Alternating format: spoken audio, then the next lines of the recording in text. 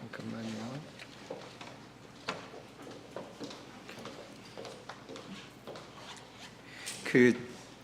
지난 안식일 소그룹 토의하게 될 때에 제가 이제 성도님들에게 어떠한 질문을 던졌냐면, 이 설교 기별에 따라서 이 시간이 달라질 수 있다. 간단한 기별일 경우에는 시간 내에 끝낼 수 있지만, 뭔가 이렇게 중요한 기별일 경우에는 시간이 더 필요할 수 있다. 어떻게 생각하느냐? 어떻게 생각하느냐? 이제 그랬더니, 아무리 좋은 기별이라 할지라도 설교는 시간 안에 끝내야 된다. 그래서 이제 집에 와서 우리 집사람한테 당신 생각은 어떠냐 그래. 만약에 그 짧은 시간 내에 이 메시지 전달이 잘 안 될 텐데, 메시지 전달이 안 된다 할지라도 설교는 시간 안에 끝내야 된다. 이게 이제 우리 모든 성도들의 생각임을 제가 알게 되었어요. 그냥 시간만 지켜라 이거죠. 시간만 지키면 내용이 어떠하든지 우리는 은혜 받을 테니까 시간만 지켜달라 이거죠. 자, 우리가 성경을 보게 되면 그 두 종류의 예언이 있어요. 숫자적인 예언이 있고, 그 다음에 이제 문자적인 예언이 있어요. 숫자적인 예언은 여러분들이 아시다시피 다니엘서나 요한계시록의 300주야라든지 1260일이라든지 이 시간과 관련되어진 예언이 있잖아요. 이걸 우리가 숫자적인 예언이라고 이제 이야기할 때, 문자적인 예언은 주로 어디에 이제 집중되어 있냐면, 예수님께서 이 말세의 징조를 이야기할 때에 이제 어떤 그 문자적인, 그럼 이 숫자적인 예언과 이 문자적인 예언이 뭔가 관계성이 있어야 돼요. 이 재림의 징조는 성경에서 말하는 이 마지막 때에 일어나는 사건이잖아요. 그렇죠? 그렇다고 하면 성경에서 말하는 마지막 때는 언제부터냐? 라고 하는 것을 우리가 숫자적인 예언을 통해서 알아야 할 필요성이 있다 생각합니다. 예수님은 자기의 때를 아셨나요? 지금 요한복음 13장 1절에 있는 말씀을 보게 되면, 유월절 전에 예수께서 자기가 세상을 떠나 아버지께로 돌아가실 때가 이른 줄을 뭐하고 알고 아시고 그랬어요. 그렇죠? 그렇기 때문에 때를 아시는 주님께서는 그때에 합당한 사역을 하셨단 말이죠. 그 다음에 우리가 요한계시록 12장 12절을 보게 되면, 마귀도 자기의 때를 알아요? 마귀도 자기의 때를 알아요. 그렇죠? 12절에 있는 말씀을 보게 되면, 이는 마귀가 자기의 때가 얼마 못된 줄을 알므로 크게 분내어 너희에게 내려갔음이라 하더라 그랬어요. 사단도 자기의 때를 안단 말이죠. 그렇기 때문에 자기가 해야 할 일이 무엇인지 예수님도 자기의 때를 알므로 자기가 하셔야 할 일이 무엇인지, 마귀도 자기의 때를 알고. 그러면 여러분들은 여러분들의 때를 아십니까? 우리는 알고 살아야 합니까? 모르고 살아도 됩니까?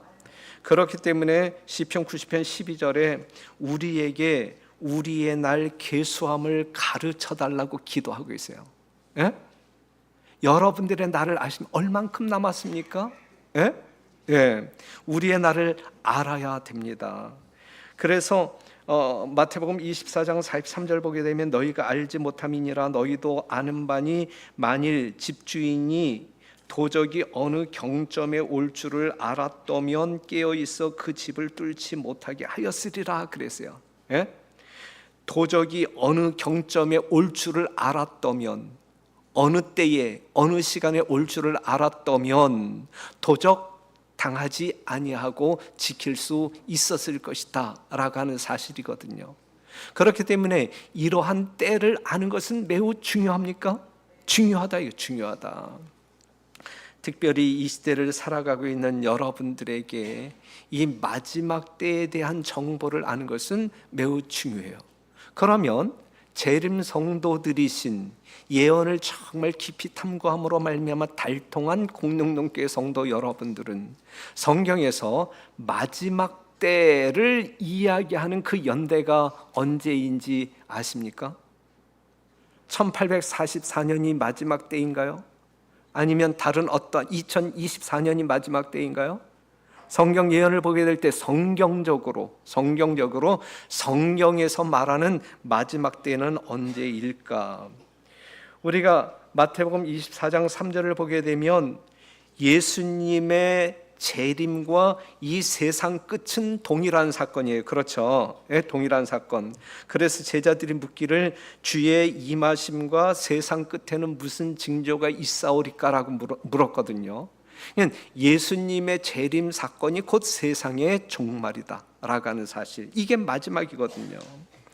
이 마지막 때라고 하는 말은 성경 가운데 한 5번 언급이 되는데 그것이 다니엘서에 집중되어 있고 다니엘서 8장 이후에 집중되어 있음을 볼 수가 있어요. 자, 다니엘서 8장 17절 보게 되면 그가 나의 선 곳으로 나아왔는데 그 나아올 때에 내가 두려워서 얼굴을 땅에 대고 엎드리매 그가 내게 이르되 인자야 깨달아 알라 이 이상은 정한 때 끝에 관한 것이라 그랬어요. 이 정한 때 끝에 우리에게 주어진 그때 개봉되어져야 할 하나님의 기별이 있음을 말해주고 있는데 이 정한 때 끝을 다니엘서 11장 35절에서는 마지막 때, 다니엘서 11장 40절에도 마지막 때, 다니엘서 12장 4절에서도 다니엘아 마지막 때까지 이 말을 간수하고 마지막 때가 언급되어 있단 말이죠. 다니엘서 12장 9절에서도 마지막 때까지 간수하고 그랬거든요. 그러면은 다니엘서에서 말하고 있는 이 마지막 때는 연대적으로 언제를 이야기하느냐 이것이죠.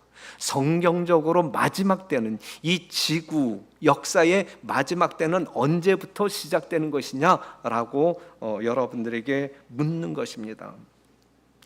그런데 다니엘서 8장 17절 이 정한 때 끝은 한때 두때 반때인 1260년 끝을 이야기하고 있는 거예요.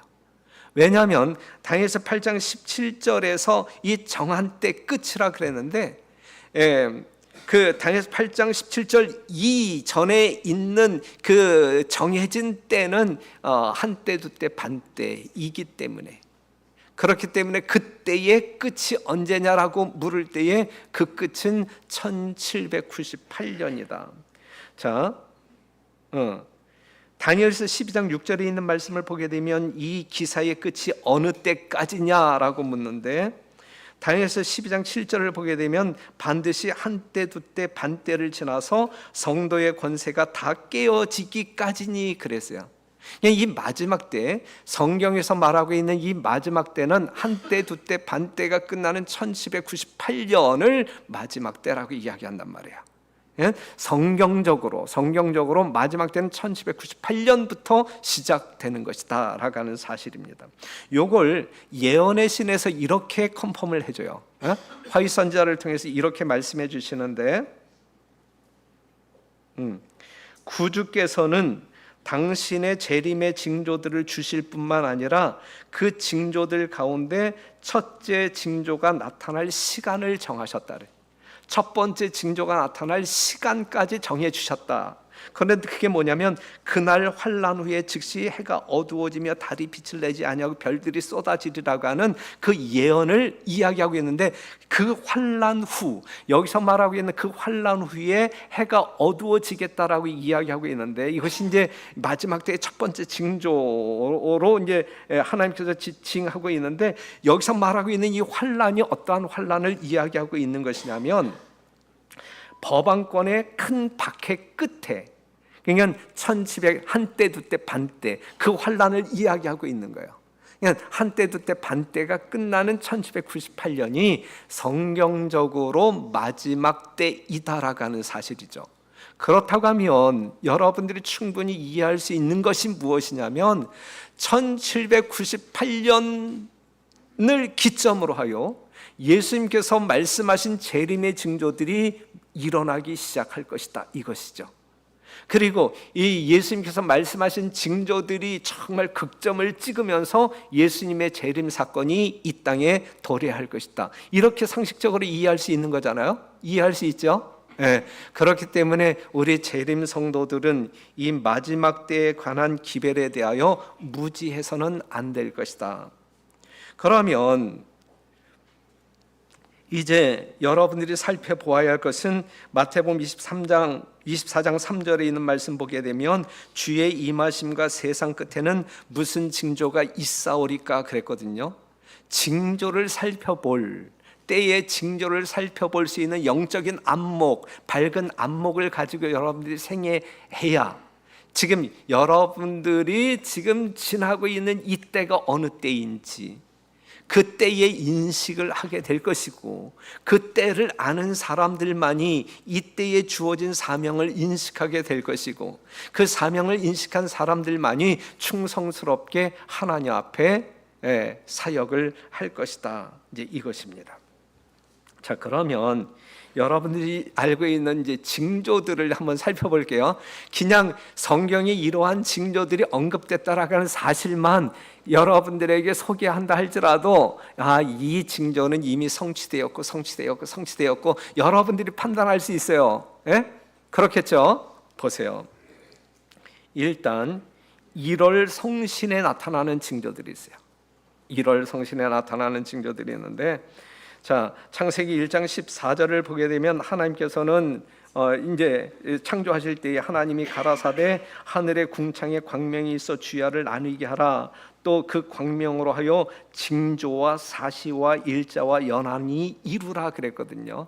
하나님께서 만들어 놓은 이 하늘의 이제 이러한 1월 성신을 통하여 징조를 알려 주시겠다라고 이미 창조 때부터 말씀하고 있는 거예요.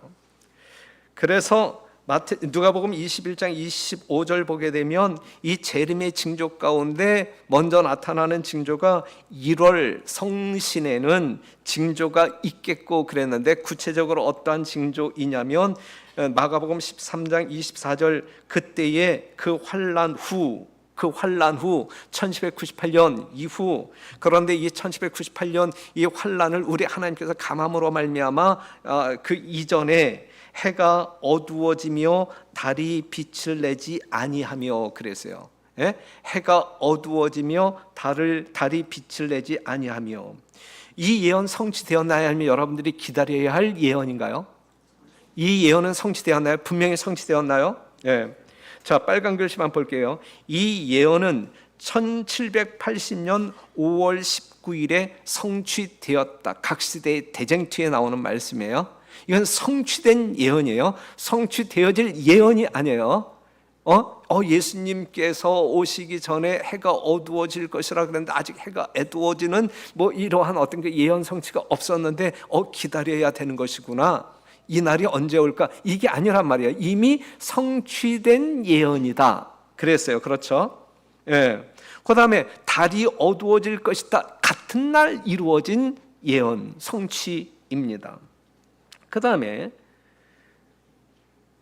마가복음 13장 25절에 있는 말씀을 보게 되면 별들이 하늘에서 떨어지며 하늘에 있는 권능들이 흔들리리라 그랬어요. 요한계시록 6장 13절에서는 하늘의 별들이 무화과 나무가 대풍에 흔들려 선 과실이 떨어지는 것 같이 땅에 떨어지며 그랬는데 이 예언이 성취되었나요? 언제? 1833년 11월 13일에 유성의 큰 소나기로 분명히 성취되었다. 분명히 성취되었다. 그러니까 해가 어두워지고 달이 빛을 내지 아니하고 이 별들이 쏟아지는 이 징조의 이 첫 부분은 이미 1780년, 1833년에 성취되었다라고 하는 사실. 우리는 그러한 어떤 그 성취 이후에 살아가고 있는 백성들이다라고 하는 사실이죠. 네. 이러한 성취 자체는 예수님이 이 땅에 오시고 있다는 이야기예요. 오고 계시다는 이야기예요. 그렇죠? 네. 그 다음에 자연계에 일어나는 징조들이 있어요.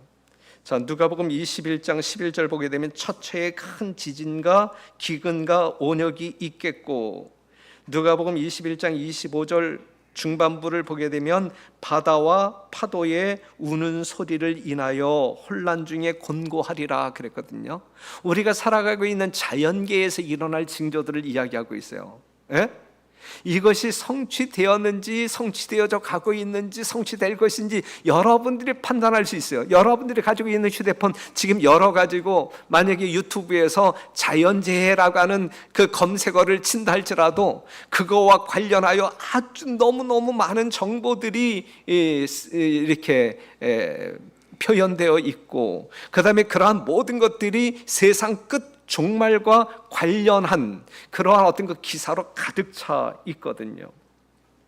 처처의 지진이 있을 것이다. 하루 걸러 이 세상에서 한 번꼴 지진이 일어나고 있고, 처처의 기근, 이 가뭄이 온 세계를 사막화시키고 여기저기서 산불이 일어나고 눈폭탄, 우박폭탄, 기후변화로 인하여 또한 인구 증가로 인하여 기근이 지금 판치고 있습니다. 처처의 온역이 있을 것이다라고 하는 사실은 이미 여러분들이 경험한 코로나 하나만 본다 할지라도 얼마나 세계적인 대유행을 통하여 온역이 이 세상을 덮고 있습니까? 바다와 파도의 우는 소리, 해수면이 상승하고 있잖아요. 빙하가 녹아내림으로 말미암아 해수면이 상승하고 있고, 쓰나미가 몰려옴으로 말미암아 많은 사람들에게 위협을 가하고 있어요. 이사야 51장 6절에 있는 말씀 보면, 너희는 하늘로 눈을 들며 그 아래의 땅을 살피라. 살피라, 제발 좀 살펴보라 이거예요. 살피라. 하늘이 연기같이 사라지고 땅이 옷같이 헤어지며 거기 거한 자들이 하루살이같이 죽으려니와 나의 구원은 영원히 있고 나의 의는 폐하여지지 아니하리라 그랬어요. 그러면서 요한계시록 11장 18절에 있는 말씀을 보면 또 땅을 망하게 하는 자들을 멸망시키실 때가 되었다라고 이야기하고 있는 것이거든요. 예? 사랑하는 성도 여러분, 예언 성취입니까? 분명히. 예. 오늘날 이 여러분들이 살고 있는 이 대한민국 땅만 아니라 이 세상 곳곳에서 일어나고 있는 자연재해들을 여러분들의 뉴스를 통하여 보게 될 때에 예수님이 얼마나 서둘러 이 땅에 오실지를 직감할 수 있는 거예요. 해마다 우리는 신기록에 대한 뉴스를 접하게 돼요. 예? 올해 올 여름이 이처럼 더웠는데 내년 여름이 더 더울까요? 아니면 더 시원할까요? 예? 예. 내년에 또 신기록을 기록할 거예요. 세상 곳곳에서.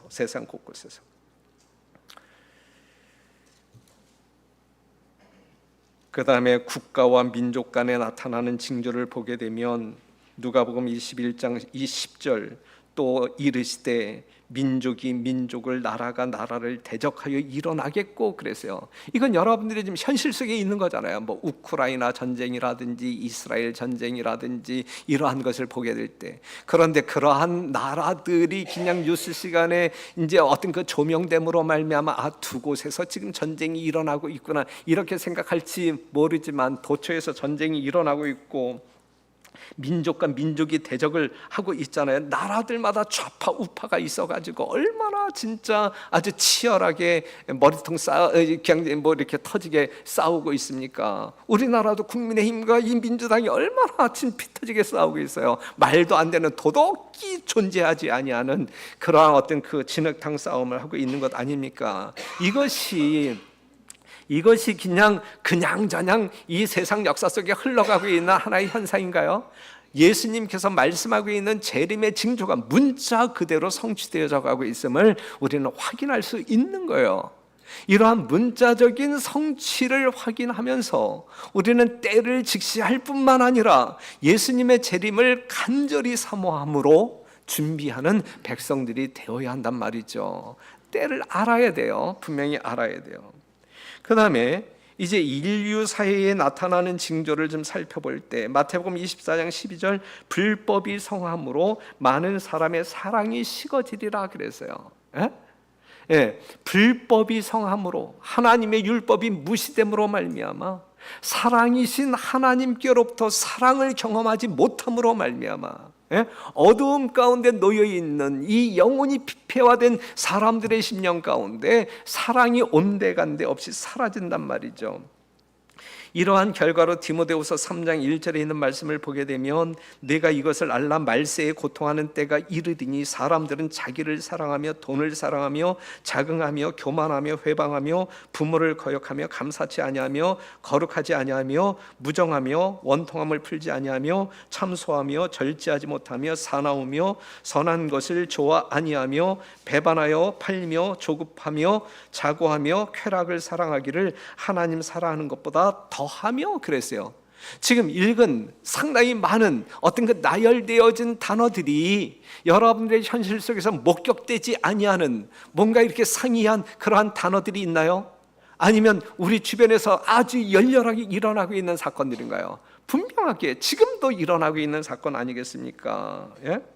각종 범죄가 일어나고 있어요. 각종 범죄, 존친살해, 이거 뭐 아주 식은죽 먹기로 그냥 하루가 멀다 뉴스에 등장하고 있고, 아동학대, 묻지마 살인, 미국에서 일어나고 있는 총기 사건, 뭐 이러한 것들이 진짜 예수님께서 말씀하고 있는 이 재림의 징조를 아주 극명하게 여러분들에게 큰 소리로 말해주고 있단 말이에요. 여러분들을 뭐 하기 위하여? 깨우기 위하여, 잠자는 영혼들을 깨우기 위하여 큰 소리로 말하고 있어요.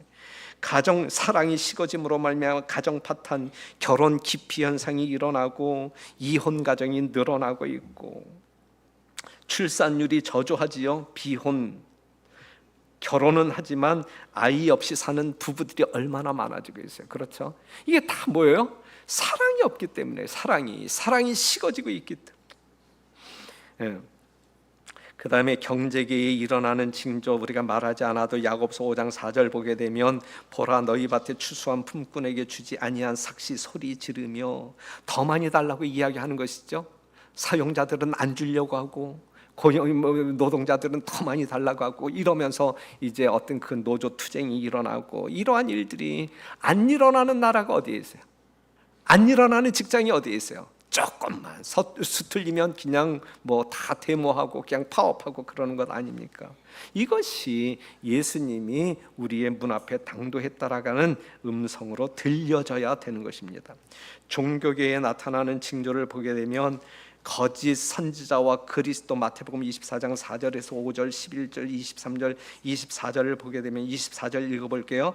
거짓 그리스도들과 거짓 선지자들이 일어나 큰 표적과 기사를 보이려 할 수만 있으면 택하신 자들도 미혹하게 하리라 그랬거든요. 지금 우리가 신천지 이야기하고 있잖아요. 그들이 그렇게 비난을 받아가면, 그럼에도 불구하고 이만이라고 하는 사람이 그들은 재림 예수로 믿고 살아가고 있잖아요. 희한한 거야. 그렇죠? 이러한 말씀이 있음에도 불구하고, 인간적인 어떤 그 상식이 있음에도 불구하고, 버젓이 도덕적으로도 뭔가 문란하고 뭔가 부족함이 있음에도 불구하고 그 사람을 그냥 재림 예수라고 이야기하면서 그 사람에게 복을 달라고 이야기하고 있고, 그 사람에게 몸도 갖다 바치고 돈도 갖다 바치고 별짓을 다 하고 있는 거란 말이죠. 이게 마지막 때 일어나는 사건이거든요. 정명석이라고 하는 사람, 우리 교단에서 나간 박명호라고 하는 사람, 다 도덕적으로 문란함에도 불구하고 그들을 신봉하고 재림 예수로 따라가고 있는 어처구니 없는 이 현실은 무엇을 말해주고 있느냐 이거예요. 이것이 우리나라만의 문제예요? 전 세계적으로 거짓 그리스도들이 얼마나 많은지 문자 그대로의 성취입니다. 그러면서 종교계에서 일어나는 또 다른 문제는 천국 복음이 땅끝까지 증거되어져야 되는데, 그래서 정말 참 진리와 거짓 진리가 뭔가 이렇게 어떤 그 진짜 아주 그냥 이렇게 뜨겁게 뭔가 이렇게 싸워야 되는데, 오늘은 거짓은 난무하지만 진짜는, 진리는 잠잠히 있어. 그죠? 이 세상 역사를 보게 되면 거짓 것들은 그냥 우당탕탕 뭔가 소리 질러가면서 별짓을 다 하는데, 이 진리의 백성들과 이 진리는 그냥 아주 수면 아래서 조용하게 있어. 조용하게. 너무 얌전해, 너무 겸손해. 그죠? 그냥 조용하게 있어. 조용하게. 그런데 요것은 우리가 지금 잠잠히 있다 할지라도 진짜 신실한 백성들을 하나님께서 늦은 비를 통하여 뭔가 큰 역사를 이루실 때가 있을 거예요. 이것은 하나님께 속한 문제이기 때문에 숫자의 다수와 상관이 없어요. 정말 엘리야 한 사람을 통하여 이렇게 아주 그 전 온 나라의 어떤 그 개혁을 이루었던 것처럼 이 마지막 때도. 그러니 사랑하는 성도 여러분, 다른 사람들이 하나님 앞에 똑바로 살지 아니한다 할지라도 그들을 바라보면서 만족해하거나 안위하거나 나 정도면 되겠다, 저 사람이 저든 나장, 이게 아니고, 그 다음에 그러한 사람들을 정죄하는 게 아니고, 나만이라도 신실한 하나님의 종되어 하나님의 쓰시는 거룩한 도구로 성별할 수 있는 살아있는 성도들이 되어야 합니다. 그래야 우리가 하늘에서 살 수 있어요. 꼭 그래야 되는 거예요. 우리 공동농교회 모든 성도들은 전부가 예외 없이 모두가 하나님의 거룩한 진리의 말씀에 부복하여 순종함으로 말미암아 하나님의 은혜와 능력을 마음껏 체험하시고 또한 하나님의 일을 충성스럽게 완수하는 주의 종들이 되기를 간절히 바랍니다. 그러면서 이걸 보게 될 때 이제 그래프, 이 내용 같은 건 보지 않아도 돼. 그래프가 어떻게 변하고 있는지를 봐봐요. 어떻게 변하고 있는지. 옛날 1940년대만 해도 이 그래프가 이 땅바닥에 깔려 있어. 그렇죠? 그런데 2000년대에 들어서면서 이게 아주 가파르게 올라가고 있거든요. 뭘 이야기하고 있는 거냐고요. 뭘 이야기하고 있는 거예요. 1798년 이 마지막 때가 시작됨으로 말미암아 재림의 징조들이 서서히 일어나기 시작하면서 지금 우리가 살고 있는 이 시대에 완전히 극점을 찍고 있지 않아요? 그렇죠? 그러니 예수님이 아직 오실 날이 멀었다 이렇게 생각하는 사람들은 진짜 큰일 나요. 도적같이 임하신다 그랬어요. 그런데 이런 걸 보면서도 우리가 그렇게 평안하다, 안전하다 외친다라고 하게 되면 진짜 큰일 납니다. 그러한 어리석은 종들이 되지 않게 되기를 간절히 바랍니다. 그러면서 이제 제가 나름대로 이제 어떤 그 문구를 만들었을 때 이제 종합적인 징조라고 이야기를 했는데, 예수님께서는 이제 이 예수님의 때를 노아의 때와 같을 것이고 롯의 때와 같을 것이다라고 이제 이렇게 뭉뚱그려서 말씀한 부분이 있어요. 그렇죠? 요 때의 상황은 오늘날 많은 사람들이 천년 만년 살 것처럼 자아 도취에 빠지고 쾌락 방종에 빠지고, 그럼에도 불구하고 예수님이 오시는 음성도 듣지 못하고 행동도 보지 못하는 가운데 있다라고 하는 사실을 말해주고 있어요. 이러한 사람들에게 물로 또는 불로 형벌하여 이제 소멸시키잖아요. 그런데 우리가 조금 더 구체적으로 살펴본다고 하게 되면, 그럼 노아 당시에 물로 멸망할 수밖에 없었던 그 당시의 상황은 어떠한 상황이었느냐? 소돔과 고모라 성이 불로 멸망할 수밖에 없었던 그러한 단적인 증거는 무엇이냐라고 이야기할 때 여러분들은 뭐라고 답변하시겠습니까? 여러 가지 상황들이 전개해 있지만 도덕적인 타락이에요. 도덕적인 타락. 즉 사람들의 품성 속에서 하나님의 품성이 완전히 도말되고 하나님이 아닌 다른 품성, 오직 자기 쾌락, 이 사단의 품성을 따라가는 그러한 상태에 도취되어 있고 꽉 차 있는 그러한 상황 가운데에서 이제 소멸되어진 것이건 형벌을 받게 되는 것이거든요. 그런데 그러한 것을 단적으로 보여주는 것이 어떠한 사건이냐면 그게 뭐예요? 창세기 19장 5절에 있는 말씀을 보게 되면, 롯을 부르고 그에게 이르실 때 이 저녁에 내게 온 사람이 어디 있느냐, 이끌어내라, 우리가 그들을 상관하리라 그랬어요. 여기서 말하고 있는 상관은 성관계, 그 다음에 그들을 이끌어내라 이야기할 때 이건 동성연애를 이야기하고 있는 동성연애. 오늘날 이 세상에서 이 동성연애를 에 대하여 이 찬반 의견이 얼마나 뜨겁게 지금 진행되고 있어요? 자, 레위기 유다서 1장 7절 보게 되면, 소돔과 고모라와 그 이웃 도시들도 저희와 같은 모양으로 간음을 행하며 다른 색을 따라가다가 영원한 불의 형벌을 받음으로 거울이 되었느니라 그랬어요. 자, 이 말씀만 그냥 이렇게 단순하게 놓고 볼 때에 소돔과 고모라 성이 불로 형벌을 받을 수 없고 소멸될 수밖에 없었던 이유는 무엇이냐면 도덕적인 타락이다. 그 도덕적인 타락의 극치가 무엇이냐면 동성연애예요. 동성연애. 그런데 이 소돔과 고모라 성이 영원한 불의 형벌을 받음으로 오늘을 살아가고 있는 여러분들에게 거울이 되었다. 그래서 거울이 되었다. 그러면 여러분들이 살고 있는 이 시대에 동성연애가 만약에 판친다라고 하게 되면, 판친다라고 하게 되면 진짜 이게 우리의 거울이라. 예수님이 진짜 오신다는 이야기거든요. 진짜 오신다는. 이것이 여러분들이 볼 때의 일반적인 징조들 가운데, 일반적인 징조들 가운데 마지막 징조예요.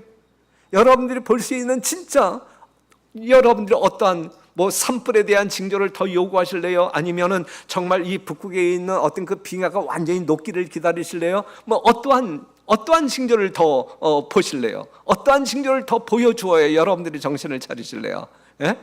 이거거든요. 이게 마지막 모습이거든요.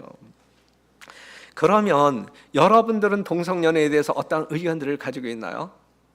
이건 찬반, 우리가 논쟁해야 할 어떤 그 주제라고 보셔요? 아니면 논쟁거리도 가치도 없는 문제인가요? 이 주제가 논쟁 가치도 없는 거예요? 아니면 논쟁을 해야 되는 거예요? 우리 교회에 동성애자가 온다고 하게 되면 여러분들이 정말 뜨거운 가슴으로 끌어안아야 되는 거예요? 아니면 내쳐야 되는 거예요? 내치지는 말아야 돼? 그러면 회개시켜. 그러면 돼. 회개시키면 돼. 그렇죠? 자, 보세요. 성경적으로 이해하시면 돼요. 성경적으로. 우리의 인간적인 어떤 견해로 찬반을 이야기하지 말고 여러분들은 하나님의 뜻에 순복하는 성도들이 되어야 되는데, 레위기 18장 22절에 있는 말씀을 보면 너는 여자와 교합함 같이 남자와 교합하지 말라. 이는 가증한 일이니라. 그냥 가증한 거야. 이 동성애는 아주 가증한 거예요. 하나님께서 보실 때 아주 가증한 거예요. 그 다음에 고린도전서 6장 9절에 있는 말씀을 보게 되면 불의한 자나 하나님의 나라를 유업으로 받지 못할 줄을 알지 못하느냐? 미혹을 받지 말라. 음란하는 자나 우상 숭배하는 자나 간음하는 자나 탐색하는 자나 남색하는 자나 도적이나 탐남하는 자나 술 취하는 자나 후욕하는 자나 토색하는 자들은 하나님의 나라를 유업으로 받지 못하리라 그랬어요. 그냥 동성애자들이 하늘에 가지 못한다는 이야기예요. 이 말씀은. 그죠? 하나님의 말씀이에요. 그 다음에 로마서 1장 26절에 있는 말씀을 보면 이를 인하여 하나님께서 저희를 부끄러운 욕심에 내어 버려 두셨으니 곧 저희 여인들도 순리대로 쓸 것을 받고 영리로 쓰며 이와 같이 남자들도 순리대로 여인 쓰기를 버리고 서로 향하여 음욕이 불릴 듯함에 남자가 남자로 더불어 부끄러운 일을 행하여 저희의 그릇됨을 상당한 보응을 그 자신에 받았느니라 그랬거든요. 이건 부끄러운 일이라. 이게 이거는 그냥 부끄러운 일이라. 이게 사람 감정 여러분 이게 하나님의 말씀이라고요. 그런데 이것이 이 세상 가운데 지금 우리가 살고 있는 눈앞에서 얼마나 아주 자유롭게 동성애 결혼 다 인정하잖아요. 국가들마다 다 인정하고 심지어는 자녀들까지도 입양할 수 있는 그러한 권한도 주고 그렇잖아요. 성소수자 인권 10대 과제를 보게 되면 여러 가지 정말 인권 차원에서 모든 것을 다 요구하고 있어요.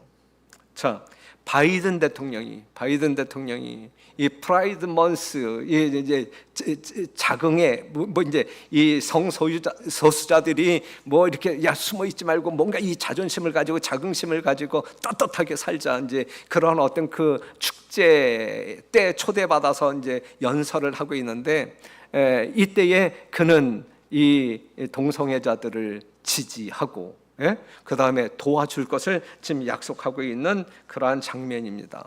이 동성애자들을 지금 이렇게 상징하고 있는 그 심볼이 뭐예요? 무지개야, 무지개. 그런데 이 무지개가 이 7가지 색깔이 아니라 6가지 색깔이에요. 6가지 색깔. 하나님께 속한 숫자는 7이잖아, 그렇죠? 그래서 이 하나님의 보좌를 두르고 있는 게 이제 언약의 무지개가 있잖아요, 그렇죠? 그런데 지금 여기에는 한 색깔이 빠져. 6이 이 짐승의 수 아니야, 그렇죠? 사단의 수 아니야, 그렇죠? 그거는 뭐 그렇게 큰 의미를 여러분들이 부여하지 아니한다 할지라도 지금 이 지도를 보게 되면 지금 짙은 초록색이 아주 이렇게 열렬하게 이 동성애를 인정하는 그러한 나라들이고, 이 색이 옅어지면 옅어질수록 그만큼 이제 거의 다 동색이란 말이죠. 뭐 어떤 그 진하고 약한 그러한 어떤 그 부분은 있다 할지라도 거의 모든 나라가 동성애를 받아들이고 인정하고 그들의 인권을 존중한단 말이죠. 얼마 전에 사망한 이 트랜스젠더 이 변희수 씨, 우리나라에도 지금 이러한 요구들이 그냥 그다음에 다 정부에서 다 그것을 인정해주고 받아주고, 이러한 무지개의 물결이 세계 도처에서 지금 펄렁거리고 있어요. 그렇죠? 지금 우리가 그러한 시대에 살아가고 있다고요. 예? 이 소돔과 고모라는 이것 때문에 불로 멸망. 그것이 우리들의 그 역사가 우리들의 거울이 되었다. 인자의 때는 이 롯의 때와 같을 것이다 그랬는데 지금 그때란 말이에요. 예수님 오실 때가 지금이란 말이죠. 예? 부인하실 분 있어요?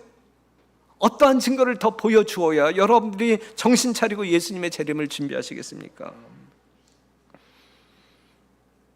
그 다음에 재림 성도들이 알고 있는 결정적인 징조는 일요일 법령이에요. 요한계시록 13, 마태복음 24장 15절 보게 되면, 그러므로 너희가 선지자 다니엘의 말한 바 멸망에 가증한 것이 거룩한 곳에 선 것을 보거든 그때의 유대에 있는 자들은 다 산으로 도망할지. 우리가 정말 이 도시를 떠나고 소도시를 떠나고 이제 도망쳐야 할 그 결정적인 신호, 결정적인 시그널은 일요일 법령이에요. 예? 멸망에 가증한 것이 거룩한 곳에 선 것을 보거든. 이 멸망에 가증한 것, 로마 깃발, 현 시대는 이게 일요일 법령이란 말이에요. 그것이 요한계시록 13장 15절 18절에 나와 있는 이 미국이라고 하는 나라가, 이 용의 권세, 이 짐승의 권세를 받아서 정말 그 짐승과 짐승의 우상에게 경배하도록 강제적인 법령을 만들 것인데, 그것은 일요일 날 안식일이 아닌 거짓 안식일인 사단에게 속한 어떤 그 증표라고 말할 수 있는 일요일을 강제적으로 지키게 함으로 말미암아 사단을, 짐승 로마 교황권을 숭배하도록 이야기하는 것이, 그런데 이것이 진짜 지금 아주 진행되고 있단 말이에요. 이런 일이 되기를 시작하거든 일어나 머리를 들라 너희 구속이 가까웠느니라. 이 말씀 들어야 된다고요. 제발 머리를 들어야 된다고요. 이제는 이와 같이 너희도 이 모든 일을 보거든 인자가 가까이 곧 눈앞에 이룬 줄을 알라. 제발 알아라. 재림의 확실성과 임박성을 지금 깨닫고 살아라. 이거 깨닫고 살아라. 재림 성도들이 일어나 사명을 인식하며 지금 이렇게 이루어야 할 때, 자, 이러한 때 우리는 어떠한 사람이 되어야 마땅하냐 이거죠. 어떠한 사람이 되어야 마땅하냐. 오늘 우리가 교독했던 말씀을 보게 되면 이 모든 것이 이렇게 풀어지리니 너희가 어떠한 사람이 되어야 마땅하뇨 그랬어요. 여러분들이 어떠한 사람이, 이러한 상황 가운데서, 이러한 시점에서 여러분들이 어떠한 사람이 되어야 마땅하냐. 그래서 어떠한 사람이 되어야 마땅하냐. 어떠한 사람이 되어야 할까요? 여러분들에게 이렇게 제안 드릴게요. 첫째, 예수님을 영접해라. 예수님을 영접해라. 요한계시록 3장 20절에 있는 말씀 볼게요. 예수님이 문 밖에 계시잖아요. 라오디게아 교인들이잖아. 우리는 그렇죠. 이 라오디게아 교회 예수님은 지금 문 밖에, 우리 마음 문 밖에 계시잖아요. 제발 거기에 머물게 하지 말고 영접하라. 영접하라. 예수님을 영접해야 된다. 두 번째, 예수님을 따라가라. 예수님을 따라가라. 제발 예수님을 따라가자 이거예요. 우리는 가야 할 길이 있단 말이에요. 가야 할 길. 그 길이 뭐예요? 예수님께서 만들어 놓은 그 길이잖아요. 아버지께로 갈 수 있는 그 길. 길이신 예수님께서 이 길로 여러분들을 인도하시잖아요. 생명의 길로 가야 돼요. 생명의 길. 사망의 길로 가지 말고 생명의 길로 가야 한단 말이죠. 어린 양이 어디로 인도하든지 따라가는 그러한 사람들이 되어야 할 것입니다.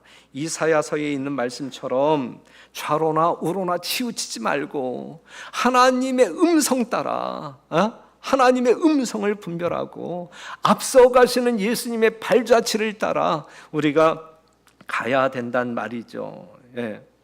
그 다음에 여러분들에게 은혜를 끼치기 위하여 제가 아주 서둘러서 하는 거예요 지금. 막 넘기잖아. 그냥 아주 그냥 악셀에다 팍 밟고 있어요 지금. 그 다음에 세 번째는 예수님의 일을 해야 된다. 예수님의 일을. 예. 자, 요한복음 20장 21절에 있는 말씀을 보게 되면 아버지께서 나를 보내신 것 같이 나도 너희를 보내노라 그랬어요. 하늘 보좌를 버리고 이 땅에 오신 예수님의 사역이 하나님이 어떠한 분인지를 증거하는 것이었다고 하면 예수님께로부터 보내심을 받은 여러분들이 세상 가운데 하나님이 어떠한 분인지 증거해야 되는 것이거든요. 이것이 재림을 기다리는 성도들의 온전한 삶이거든요. 그냥 가만히 놀고 먹다가 예수님 오실 때에 예수님과 동행하여 하늘로 갈 수 있는 사람은 아무도 없어요. 예? 아무도 없어요. 그냥 일해야 한단 말이죠. 그래서 때를 따라 양식을 나누어 줄 수 있는 충실한 재림 성도들이 되어야 할 것이고, 그것은 우리들에게 위탁되어진 영원한 복음 세천사의 기별을 다른 사람들에게 외침으로 창조주 하나님을 바라보며 믿게 만들어야 되고, 안식일을 높임으로 말미암아서 바벨론 가운데 있는 영혼들을 끄집어내서 생명의 길로 인도해야 될 것이고, 짐승의 표를 받지 못하도록 여러분들이 가로막는 안내자들이 되어야 되는 것이거든요. 이것이 우리가 해야 할 일입니다. 그리고 마지막 때를 보면 볼수록 뭐 하라 그랬어요? 모이기에 힘쓰라 그랬어요. 근데 왜 화요일 날 안 나오느냐고. 예? 왜 화요일 저녁 예배 왜 안 나오느냐고 다 알면서 마지막 때를 보면 볼수록 모이기에 힘쓰라 그랬는데, 예? 안식일 날도 금요일 저녁에도 화요일 저녁에도 안 나오면 어떻게 여러분들을 독해해야 되느냐고. 여러분들 마음 가운데 하늘 가겠다라는 마음은 있는 거냐고요. 예? 있어요 없어요? 예? 화요일 저녁 나와야, 화요일 저녁 나와야 된다니까. 의정부에서는 그냥 안 나와도 되나?